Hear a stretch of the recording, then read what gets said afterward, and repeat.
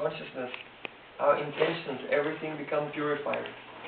And our orientation is set towards the eternal perfection and the goal of our life. So we are very fortunate, and it is a manifestation of Lord Shiva's mercy that we have come to gather here and hear about his qualities today. So, the Shiva Tattva, that means Tat in Sanskrit means that. Tva means ness, thatness. The thatness, the intrinsic ontology, the nature of Shiva, that is called Shiva Tattva. It is very difficult to understand. If one will study the Vedas, Puranas, Vedanta, Tantra Shastra, everywhere, it seems to be full of contradictions. But fortunately, if one will approach a qualified and realized teacher in an ancient tradition, the traditions who protect the interpretation of the Vedas from misinterpretation, then clear understanding can come. So what I have received from my holy masters, what they have received thousands of years ago, we are sharing and discussing together this evening. Nothing from my imagination or fiction or speculation. So, first of all, there are actually 3 different manifestations of Shiva. The highest manifestation is called Sadashiv. And Sadashiv, he is Vishnu Tattva. He is a direct manifestation of God himself.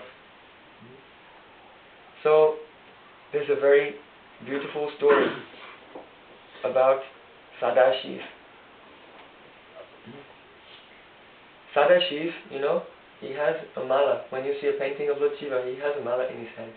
He's also doing japa and meditating. Sometimes chanting Ram, Ram, Ram. Sometimes Krishna, sometimes Radhe, Radhe.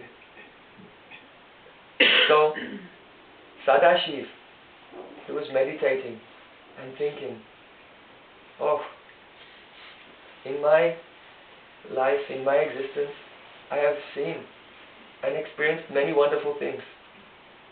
But there is one vision, there is one scene that has escaped me. I have never seen the very confidential, very secret and mysterious loving pastimes of Sri Krishna with Radha and the gopis of Vrindavan dancing in the forest of Vrindavan at night. This is called Ras Leela. In India, everywhere you can see the paintings. One Krishna, one gopi, one Krishna, one gopi, one Krishna. Like in a garland of song and dance. Divine song and dance. So he was thinking, I would like to see this Leela. But he remembered, actually, Lord Shiva has a male form. No male form can see this Leela. Only gopis can go there and participate in this pastime. So Lord Shiva, he went to Vrindavan and he was praying. Just as there is illusion in this world, that is called Mahamaya. This illusion makes us think that I am young or old or male or female or black or white, and all of these temporary identities that just come and go very quickly. That is called Mahamaya. So, as the material world is manifested by the Mahamaya, the spiritual existence is manifested by Yoga Maya. Yoga Maya. Maya means energy that makes yoga, the union, meeting, very close and intimate meeting with Bhagavan Sri Krishna. So Mahadev, he went to the forest of Vrindavan and he began to meditate. And he was praying to the Yogamaya Shakti. Oh Yogamaya Devi, please help me.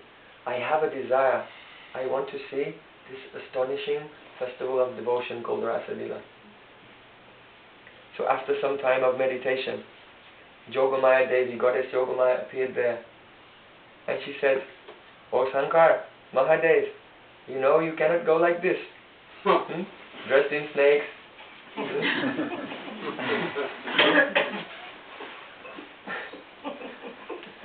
With the ashes from the cremation ground smeared all over your body.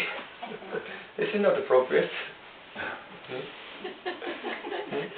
In this world, many people, they worship Lord Shiva for benefit. "Oh Lord Shiva, please give me money, give me a house, give me fame." But Lord Shiva himself, what does he do? He has no house, has no money. He lives in forest, he sits underneath a tree. And he smears his body with the ashes from the cremation ground to say, "Hey you fools, why are you asking me for all these material things? You know the result of that? Oh, you see this ash on my body? That's the result of all your material activities. One day you'll be ash." So, he's very merciful. But it was quite inappropriate in his yogi form to enter the Rasa Lila. So Yogamaya took him to one lake called Brahmakund. And she, Goddess Yogamaya, dipped him in beneath the water. And when Mahadev came out from the water, he had a very beautiful female gopi form. He thought, now I can go and see the very secret Rasa Lila. So on the full moon night, in the autumn season, Sri Krishna went into the forest and played upon his flute and called Radha and all the gopis. And they began to dance. And Lord Shiva thought, I'm getting away with this. Because he was basically trespassing and intruding in a pastime where he should not go. But he was pretty well disguised. He looked like a very beautiful young cowherd girl, a gopi of Vrindavan. And he went running there and he saw all began to dance. And as the dance was building in joy and ecstasy, suddenly Sri Krishna stopped playing his flute and stopped dancing. He looked at the other gopis. He said, "Hey, you know, this evening something's wrong. I'm not feeling the same joy that I usually feel. Perhaps there's an intruder here."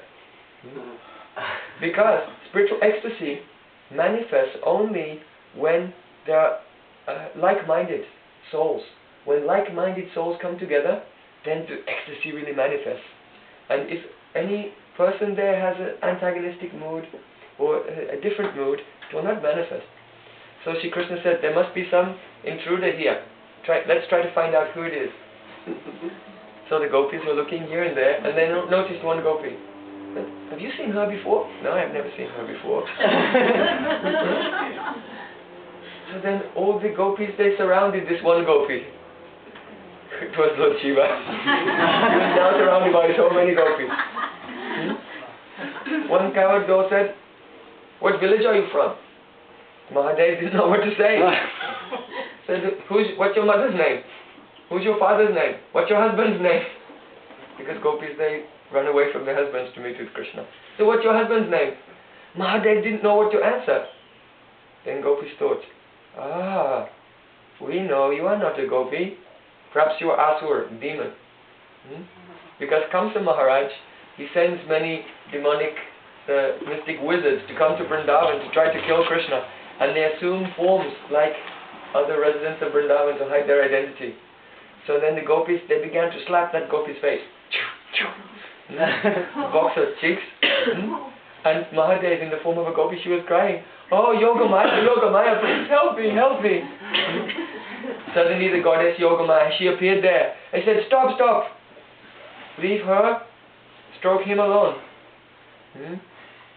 Actually, he is my disciple.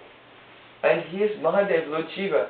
He came here because he wanted to see your very secret, amorous, loving pastimes." So Sri Krishna, he began to smile. He thought, "Oh, it's my very good friend, Mahadev Shiva." He said, "All right. You have been very cunning. I will not allow you to dance here in the Rasa Lila."